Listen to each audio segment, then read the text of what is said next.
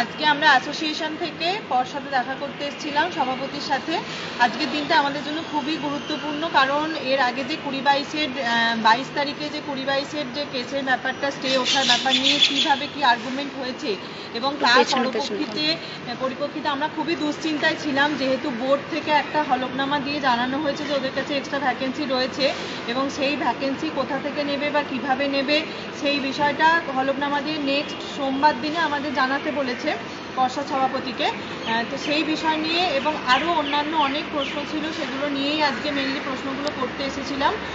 তো প্রথম যে প্রশ্নটা বলি, যে আমরা যেটা দুশ্চিন্তাগ্রস্ত ছিলাম যে আমাদের ভ্যাকেন্সি মানে আপকামিং ফিউচার ভ্যাকেন্সি থেকে কাটা হবে কি না গুড়িবাইজদের, এটা ওদের জন্য সেরকম কিন্তু আমাদের সভাপতি আশ্বস্ত দিয়েছেন যে না, এরকম কখনোই হবে না। এটা কি মানে আর কি নাকি যে একবার নোটিফিকেশান বেরিয়ে গেছে যে ভ্যাকেন্সি থেকে, তার পরবর্তী আপকামিং ভ্যাকেন্সি ওইভাবে ডিক্লেয়ার করতে উনি পারবেনও না।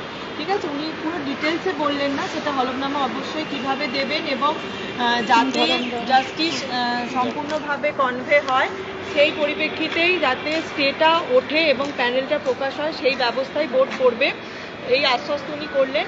এবং এটাও বললেন যে এটা সত্যি কথা, এর আগেরবারও দেখলাম ওনার সেই ভিউ দেখে বোঝা গেল যে উনি কিন্তু সত্যিই চাইছেন যে আমাদের নিয়োগ যাতে হয়, এবং এই কারণের জন্য আমাদেরকে আশ্বস্ত এটুকুই করলো যে যদি প্যানেল প্রকাশ করে দিতে পারেন তার থেকে 24 থেকে 48 ঘন্টার মধ্যে উনি আমাদের জন্য একটা কিছু ব্যবস্থা করছেন, পজিটিভ কিছু ভাবছেন।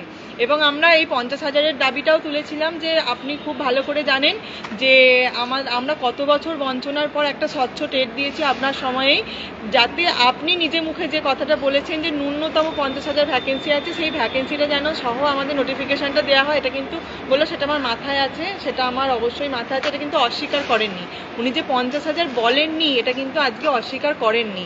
ঠিক আছে, ওটা কিন্তু এইভাবে বললেন যে আমার মাথায় আছে।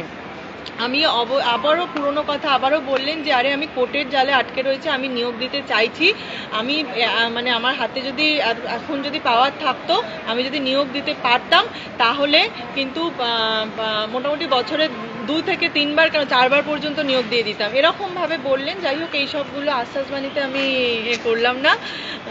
সেই পরিপ্রেক্ষিতে যাই হোক, আজকে অনেক গ্রুপ এসেছিল, 22 গ্রুপেরা এসেছিল, 5টা গ্রুপ এসেছিল, ঐক্যমঞ্চ এসেছিল, অ্যাসোসিয়েশনও এসেছিল, আমরা একসাথে ভেতরে ঢুকেছিলাম, একসাথে আলোচনা হয়েছে। বিভিন্ন কেসের ব্যাপার নিয়ে আমরাও জিজ্ঞাসা করলাম, পিডিএফ প্রকাশ করার,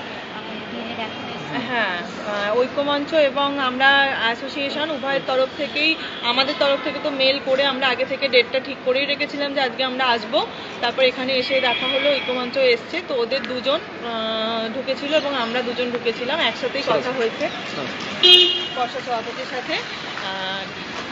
আর কি বলবো, যেটা পিডিএফ প্রকাশের ব্যাপারটা সেটাও বললাম যে আমরা তো একটা পূর্ণাঙ্গ রেজাল্ট পাইনি, আমরা তো জাস্ট ইনকমপ্লিট একটা রেজাল্ট পেয়ে রয়েছি যে কত সংখ্যা। এখন তো ক্লারিফিকেশনের মামলা হয়ে গেছে, তার জাজমেন্ট আমরা পেয়ে গেছি, এনআইওএস হাইকোর্টের প্রায় মানে জাজমেন্ট পাওয়ার মুখেই, তাহলে আপনি আমাদের অন্তত সাবমিশনও দিয়েছে, বোর্ড সেটা সাবমিশনও দিয়েছে যে এনআইওএস কে বাদ দিয়ে ওনারা করবেন, তাহলে আমাদের অন্তত সেই সংখ্যাটা প্রকাশ করুন যারা রেগুলার ডিএলএড থেকে যারা আর কি যোগ্য, আর যারা অযোগ্য যাদের মধ্যে করেছে, এই কথাটা তুললাম।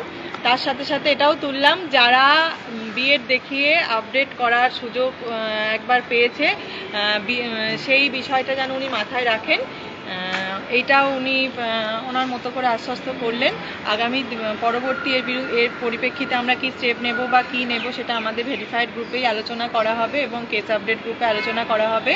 আপাতত আপডেট এটাই, যেটা আমরা চিন্তা করছিলাম, যেটা সকলের মধ্যে একটা বিতর্ক মানে তৈরি হয়েছিল যে আমাদের আপকামিং ভ্যাকেন্সি থেকে কাটা হবে, এটা কিন্তু মানে ভুল বার্তা। আমরা ওইভাবে নিজে পর্ষদ সভাপতি নিজেই বললেন যে এইভাবে আপকামিং ভ্যাকেন্সি থেকে কাটা যাবে না, এটা কখনোই না। উনি কি ব্যবস্থা করেছেন সেটা ডিক্লেয়ার করলেন না, যে উনি কি হলফনামা দেবেন সেটা বলবেনও না, কোর্টের ব্যাপার এবং ওনাদের ব্যাপার, আমাদেরকে তো বলে, কিন্তু এটা আশ্বস্ত করলেন যে ওইভাবে হয় না, আপকামিং ভ্যাকেন্সি থেকে মানে যে ভ্যাকেন্সি একবার ডিক্লেয়ার হয়ে গেছে তার পরবর্তী ভ্যাকেন্সি নিয়ে কিন্তু অন্য কিছু করবেন না। এইটুকুই আপাতত আপডেট রয়েছে। আর একটা দ্রুত যদি আমাদের প্যানেল প্রকাশ মানে 17 প্যানেল প্রকাশ হয়ে যায়, আমরা একটা দ্রুত সুখবর পাবো।